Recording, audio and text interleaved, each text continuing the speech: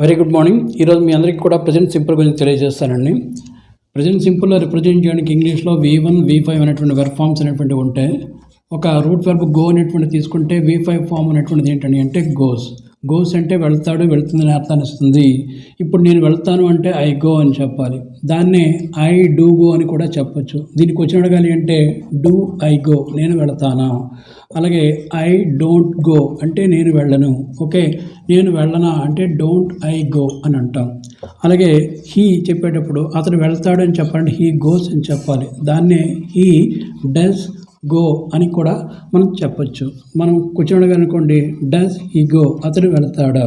అలాగే he doesn't go అంటే అతడు వెళ్ళడు. సో డజంట్ హీ గో అంటే అతడు వెళ్ళడా, డజంట్ హీ గో అతడు వెళ్ళడా. ఈ విధంగా మనం ప్రజెంట్ సింపుల్ని చెప్పవలసి ఉంటుంది. Yes, very good morning. ఈరోజు మీ అందరికీ కూడా పాస్ట్ సింపుల్ గురించి తెలియజేస్తాను. ఒకసారి వాచ్ చేయండి. మనకి పాస్ట్ సింపుల్ తెలియజేయడానికి ఇంగ్లీష్లో V2 అనేటువంటి వెర్బ్ అనేటువంటిది ఉంది. మనం గో అనేటువంటి వెర్బ్ తీసుకున్నాం అనుకోండి, దాని యొక్క ఫాస్ట్ ఫామ్ ఏంటంటే అంటే వెంట్ అంటే ఐ వెంట్ అంటే నేను వెళ్ళాను, వీ వెంట్ మేము వెళ్ళాము, దే వెంట్ వారు వెళ్ళారు, షీ వెంట్ ఆమె వెళ్ళింది, హీ వెంట్ అతను వెళ్ళాడు, రాజు వెళ్ళాడు. ఈ విధంగా మనం చెప్తూ ఉంటాం. దీన్నే ఇంకోలా ఎలా చెప్తామండి అంటే ఐ డిడ్ గో అని కూడా చెప్తూ ఉంటాం. ఎందువల్ల నాకు వచ్చిన అడగాలంటే ఒక హెల్పింగ్ వెర్బ్ ఉండాలి కాబట్టి. సో డిడ్ ఐ గో అంటే నేను వెళ్ళానా. ఓకే, అలాగే ఐ డిడింట్ గో నేను వెళ్ళలేదు. సో డిడింట్ ఐ గో నేను వెళ్ళలేదా అని మనం ఇక్కడ క్వశ్చన్ అనేటువంటిది అడుగుతాం. డిడింట్ ఐ గో నేను వెళ్ళలేదా.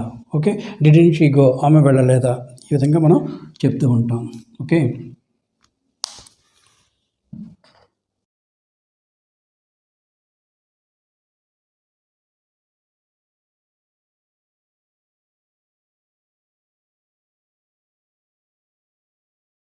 Very good morning. ఈరోజు మీ అందరికీ కూడా ఫ్యూచర్ సింపుల్ గురించి తెలియజేస్తానండి.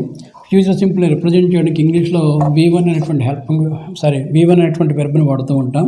అలాగే హెల్పింగ్ వెర్బ్స్గా షెల్, విల్ అనేటువంటి హెల్పింగ్ వెర్బ్స్ని వాడుతూ ఉంటాం. సపోజ్ ఐ షెల్ గో నేను వెళతాను, అలాగే ఐ విల్ గో నేను వెళతాను. ఓకే, అదే కూర్చోండి అనుకోండి, విల్ ఐ గో నేను వెళతాను, అలాగే ఐ వోంట్ గో నేను వెళ్ళను. కూర్చోండి అనుకోండి, వోంట్ ఐ గో. అలాగే షీ విల్ గో ఆమె వెళుతుంది, షీ వోంట్ గో ఆమె వెళ్ళదు. Okay, so will she go ఆమె వెళుతుందా, అలాగే వోంట్ షీ గో ఆమె వెళ్ళదా.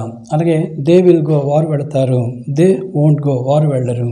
ఓకే, విల్ దే గో వారు వెళతారా, వోంట్ దే గో వారు వెళ్ళరా. ఈ విధంగా మనము క్వశ్చన్ అనేటువంటివి మనము ఫ్రేమ్ చేసుకుంటూ ఉంటాం. ఇది ఫ్యూచర్ సింపుల్ గురించి. ఓకే.